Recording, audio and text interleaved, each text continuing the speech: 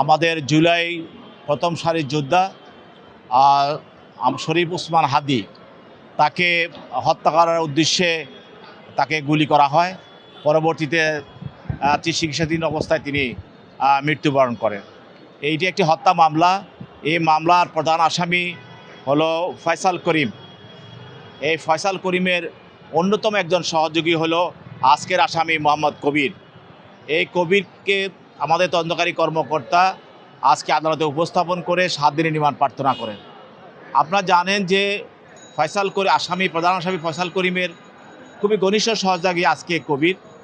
আমরা তাকে আমাদের হাদিকে গুলি করার পর বিভিন্ন মিডিয়া এবং বিভিন্ন পত্রিকায় এবং কি তার হাদির যে কালচার সেন্টার আছে সেখানের যে সিসিটিভি যে ফুটেজ সেগুলি পর্যালোচনা দেখা যায় আজকের এই কবির অনেকবার ফয়সাল করিমের সঙ্গে সে হাদি সাহেবের সেই কালচার সেন্টারে গিয়েছিল এবং তার সঙ্গে ঘনিষ্ঠভাবে মিশেছে এবং কি যেই হুন্ডাতে করে আততায়ী দুজন ফয়সাল করিম সহ তার সহযোগী আরেকজন আলমগীর তারা যে তাকে গুলি করে হত্যা করেছে, সেই যে হুন্ডাটা ব্যবহার করা হয়েছে এই হুন্ডাটার মালিক হলো আজকের এই আসামি কবির এবং তার এনআইডি কার্ড ব্যবহার করে এই হুন্ডাটা ক্রয় করা হয়।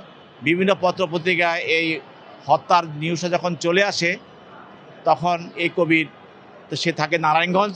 এই নারায়ণগঞ্জকে দেখে সে গাটাগা দিয়ে কেরানীগঞ্জ থেকে সে নারায়ণগঞ্জে চলে যায় আর এই নারায়ণগঞ্জ থেকে তাকে গ্রেপ্তার করা হয়।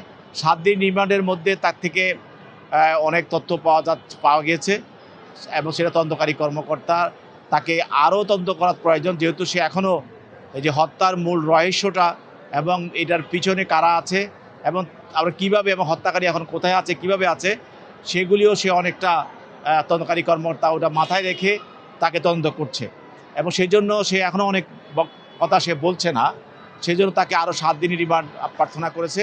তদন্তকারী কর্মকর্তা আদালতে বলেন যে এই যে ওসমান হাদির যে হত্যাকারী যে প্রধান আসামি ফয়সাল করিম তা সে দেশের ভিতরে আছে অথবা দেশের সে বাইরে আছে, এই দুইটা জিনিস মাথায় রেখেই তদন্ত চলছে। সে কোথায় আছে তদন্তক্ষণ পর্যন্ত তদন্তকারী কর্মকর্তা এই দুইটি বিষয় মাথায় রেখে কাজ করছে। সেই জন্য তদন্ত অব্যাহত রয়েছে এবং তার সহযোগী যারা তাদেরকে গ্রেপ্তার করা হয়েছে তাদেরকে বিভিন্নভাবে জিজ্ঞাসাবাদ করা হচ্ছে। আমরা আশা করছি যে আমরা অল্প কিছুদিনের মধ্যেই আমরা আসল রহস্যটা তদন্তকারী কর্মকর্তা এবং আমাদের আইনশৃঙ্খলা বাহিনী বের করে আনবে যে প্রধান আসামির অবস্থানটা এখন কোথায়। আমাদের তদন্তটা দুইটা জিনিস সামনে রেখেই হচ্ছে। একটা হচ্ছে যেহেতু এখনও নিশ্চিত হওয়া যায় নাই সে পালিয়ে গেছে, অতএব অনেক সময় আসল ঘটনাকে পাশ কাটানোর জন্য একটি নতুন ঘটনা সৃষ্টি করা হয়, সেটাও হতে পারে, অথবা আসামি দেশের ভিতরেও থাকতে পারে। ওই দুইটা জিনিস মাথায় রেখেই তদন্তকারী কর্মকর্তারা তদন্ত করছেন, আইনশৃঙ্খলা বাহিনী কাজ করে যাচ্ছেন। যতক্ষণ না পর্যন্ত নিশ্চিত হওয়া যায় যে এই আসামি কোথায় আছে ততক্ষণ পর্যন্ত আমরা ধরে নিব যে আসামি দেশও থাকতে পারে এবং দেশের বাইরেও যেতে পারে। এই দুইটা জিনিস মাথায় রেখেই তদন্তটা চলছে।